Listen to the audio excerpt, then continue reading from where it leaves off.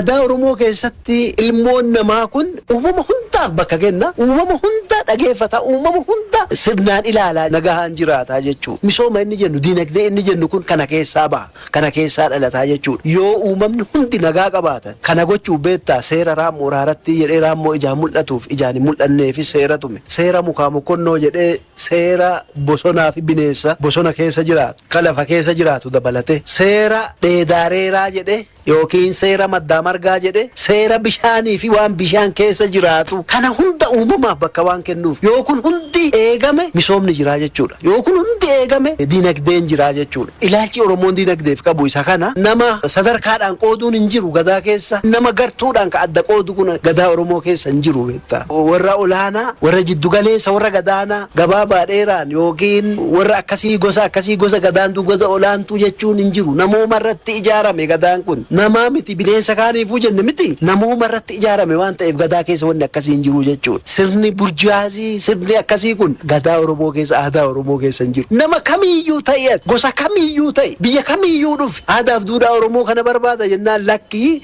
ati gosa kanaa gosi kun gadaatti makamuu hin danda'u jedhee ofirraa hin deebisu. Sirritti hubatamuu qaba. Gadaani Karrayyuu cidha buttaa qaluu raawwachuun karaa duudhaa gadaa eegen miseensa gadaa halchiisaa fi goobaa kenneera. Sirni kunis immoo godina Shawaabaa aanaa Fantaallee ardaa jilaa tarree luugootti raawwatameera. Dhimma kana ilaalchisuudhaan Magarsaa Kabbadaa waan achi jiru ilaalaa ture, akkaataa kamiin baalliin walirraa fuudhame waan jedhuufi achi keessatti wanni dimokiraasii isa fakkeessu maali dhimmoota jedhu irratti waan qindeeffate qaba. Magarsaa bagana gannu sabboona keessumaa sirni gadaagaa dimokiraasii addunyaa kanaatiif fakkeenya jedhama. Achi keessatti wanni dimokiraasii dhugaatiin wal fakkeessu maaltu jira? Tole egaa galatoomii egaa sirna gadaa gaafa kaasuna egaa uummanni Oromoo jaarraa hedduun duratti bulchiinsa sirna gadaa kalaquutiin dhimmoota siyaasa dinagdee hawaasummaasaa ittiin geggeeffachaatiin har'a gaheera. Egaa gadaan tokko immoo turtii waggaa 8 kan inni of keessaa qabu, tuutni aangoo gadaa fudhate immoo harkaa qabu gaajjila kan gadaan yookaan immoo kan aadaan irraa fedhu raawwachuun isaa immoo dirqama kana gaafa jennu egaa sirna raawwatamu sana yookaan cidha raawwatamu sana raawwachuudhaaf egaa waan gadaan isatti kenne raawwachuu fi dirqama kan inni qabu. Kanaaf isa immoo osoo rooban jedhiin aduun jedhiin akkasuma inqorra halkan osoo jedhiin raawwachaa deemuun egaa dirqama nama gadaa yookaan immoo aangoo gadaa harkaa qabu sanaati jechuudha. Egaa jila gadaa geggeeffamu kunis egaa ardaalee jiraa irra naanna'uudhaan kormaaf korbeessa qalaniitiin egaa duudhaama gadaatiin kan inni raawwatamu jechuudha. Egaa hawaasni Karrayyuus immoo durirraa kaasee duudhaa sirna gadaatiin wal bulchaa arraan baheera.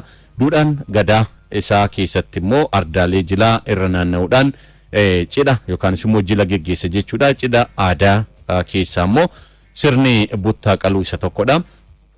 Egaa cidha buttaa qaluuf immoo sirni goobaa tuutaa gadaa michillee fi ka halchiisaa gidduutti kan inni raawwate jechuudha. Egaa michilleen warra aangoo gadaa harkaa qabanidha. Isaanis egaa aangoo fudhatanii waggaa 6 ga'aniitiin jiru. Egaa akka sirna gadaa Oromoo biraatti osoo hin taane Karrayyuu kun immoo wanti adda isa godhu waggaa 6 gaafa baanu yookaan immoo aangoo isaanii kennuudhaaf waggaa 2 gaafa hafu aangoo isaanii kana qoodu jechuudha. Warri tuutni ittaanu akka inni sirna gadaa kana duudhaa sirna gadaa kana baratu akka bulchiinsa gadaa kana baratu kan isaan taasisani.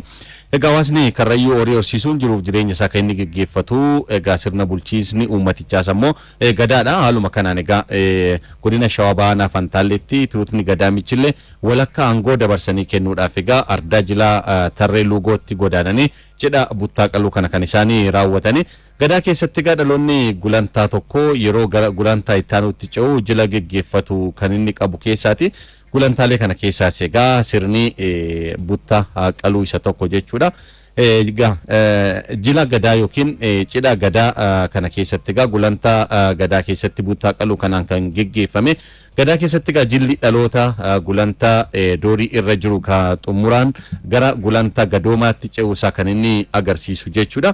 Egaa tuutni gadaa michillee kun ardaa jira tarree luugoo kana qubachuudhaaf egaa bakka jiru irraatii ka'ee guyyaa 2 deemuudhaan bakka muka saaraa jedhamu buluudhaan kan inni qubate kana geggeessuuf ammoo dursa mariin kan inni barbaachisu egaa dimokiraasummaan gadaa keessaas ammoo haala kamiin cidha buttaa qaluu kana raawwanna kan jedhani marii geggeessanii marii isaanii kanaas egaa keessumaa nuti dhufu kana cidha dhufu kana akkamiin galchuu dandeenya galma agamiin yoo qubannedha kan nuti galchuu dandeenya waan jedhu irratti marii bal'aa egaa geggeessaniin duuba galma 37 ijaaruudhaan egaa ardaa jilaa tarree luugoo kanatti godaananii kan isaanii qubatanii kana keessattis egaa michilleen gadaa isaanii erga harkaan gaatanii ardaalee jilaa garaagaraa qubachuudhaan egaa isa jila buttaa qaluu kanaaf immoo kan inni ardaa jilaa tarree luugoo qubatee turni gadaa michillee kun egaa aangoo gadaa isaa fudhatee ardaa jira tarree haaraa kanaan dura kan inni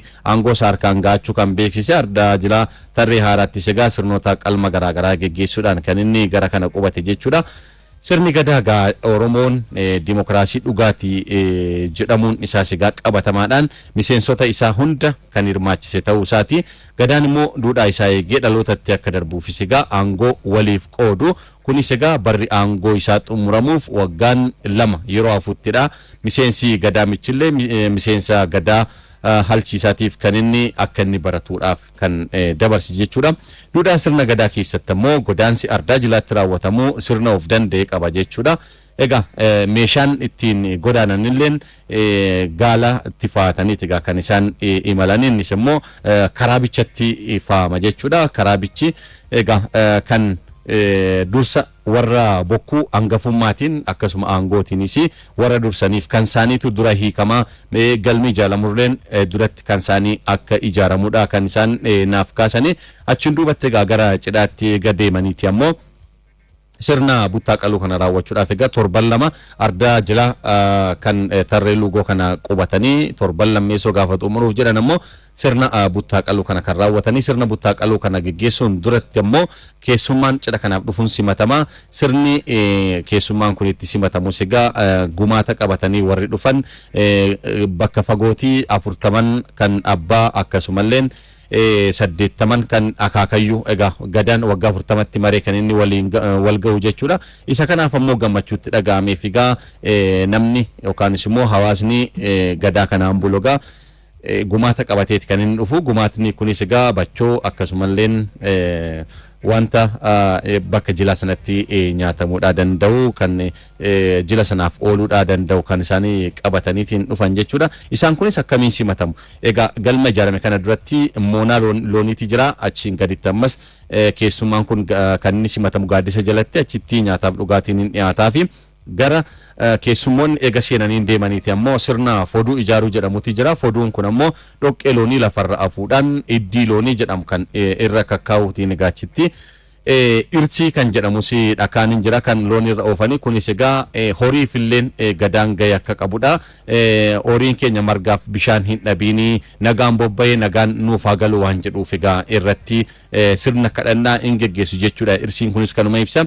Iddiin kunis egaa miciraan isaa hiika akka qabu akkasumas hormaata bultuma keessatti ga'e akka qabu sirni gadaas ammoo loon malee geggeeffamuu akka hin dandeenye kan namatti agarsiisudha. Achiin duubatti egaa erga simatamaniin duubatti keessummoonni egaa gumaata fidan kennanii warri gadaa michillee kunis egaa qadadduu qabu. Qadadduu jechuun akka gargaartuu jechuudha. Isaan kun egaa wal muudanii mataaf miila wal muudaniitiin gara akkasuma sirna uffannaa wal uwwisaniitiin keessumaa simachuutti deebi'u. Keessumaa isaanii kan ammoo gaafa simatan egaa qadadduun kun ga'ee guddaadha kan inni qabu jechuudha. Egaa 37 foduu kana ijaaraniitiin achirratti kan simatamu gumaatni dhufes foduu kanarratti fudhama. Achi ammoo gara taphaatti kan deemamu jechuudha. Harkaan guutuu taphaatti bulu. Taphni isaan taphatan kunis egaa sirna gadaa keessatti warri dubartoota amayyoo afoola jedhamu kaanis immoo sirba amayyoo jedhamu dhaatu yookaan sirbuu warri dhiiraa immoo dambalee kan jedhamudha kan isaan dhaatani. Kana keessatti gaa namoota abbootii gadaa sirna gadaa keessatti gahee guddaa taphatan akkasuma gadaa kana barsiisaatiin turan kan seenaan isaa yaadatu gaa har'a lubbuun hin jirre yeroo sirba kana kan isaan faarsan jechuudha. Kanas egaa miiratti dhagaamee mimmaan buusaniitiin jaalala qabaniif kan ibsanidha. Egaa Karrayyuun gadaan yoo hin qabaanne gadaan yoo hin bulle sirni keenya yoo gadaan qabaanne nutiyyuu akka lubbuun hin jirretti lakkaa'amnaa waan jedhu kan isaan kaasan jechuudha. Egaa taphni kun egaa taphatamaatiin bulanii sirba kana taphachaatiin bulanii barraaq ammoo gaafa bari'uudhaaf jedhu sangaa buttaa kana qaluu egaa kormii buttaa galma 37 kan ijaarame galma 37 kana keessaati tokko kan bokkuuti bokkuun korma qala jechuudha. Warri kaan ammoo sangaa buttaa dhaqaluu 36 sangaa buttaa qalan yookaan immoo horii buttaa kanaaf qalamu yoo qalanii 37 ammoo bokkuun korma buttaadha kan inni qalu jechuudha. Achiin duubatti egaa sirni kunis kan inni geggeeffamu warri alchiisaa ammoo egaa ardama jilaa tarree rugoo kana bulanii isaan agasan eeyyamaniifitti akka warra kaanii akka warra cidha dhufee taphachuun sirbuun hin qabanii naamusaan kan isaan eeggatan jechuudha. Naamusaan eeggatanii gaafa isaan ammoo goobaa kana kennuufiif jedhanii warri jaarsa yookaan immoo namoonni dhufanii gaafatuun jiru. Isaan kun hundoo isatti wal ga'u warri gadaa michillee yookaan immoo tuutni michillee galma keessaatii 37 keessaa ba'aniitiin bakkuma foduu sanatti bakka kaleessa keessummaan simatame sana Isammoo akkuma keessumaan dhufeen karaa gaaddisa jalaa karaa gadiitiin yookaan karaa loonii karaa loon bobba'anii irra dhufanii achitti egaa inuma daa'imman gadaa kana barsiisuudhaaf aangoo isaa kana qooduuf waan ta'eef egaa goobaa walii kennu. Goobaan kunis maalinni irreessa yookaan marga jiidhaa qabatanii walitti dhufu daa'imman lamaan walitti erga kennaniiti. Achiin booda egaa karaa sirna isaa duudhaa isaa eeggateen naamusaan gaara na dura hin baatu laga na dura hin ceetu laga na dura hin buutu jechuudhaan eega heebbisaniitiin sii kenneera goobaa sii kenneera akkati gadaa kana barattu akkati sirna kana barattu akka sirna gadaa kana barattu sii kenneera jedhanii warri michillee kun eebbisanii isaan kun immoo gaafa sigaa tolee jedhaniitiin eebba kana irraa fudhatanii asumatti taphadhu ittiin jedhu. Egaa gammadanii isaanis egaa dhiichisa isaaniitiin gara ardaa dhufaniitti deebi'u. Walumaa galatti egaa sirni buttaa qaluu kan jila gadaa Karrayyuu tuuta michillee irraatii gara alchiisaaf kenname kana fakkaata sabboona. Ulfaadhu Magarsaa dhalootatti waa'ee mijinnaa boruufillee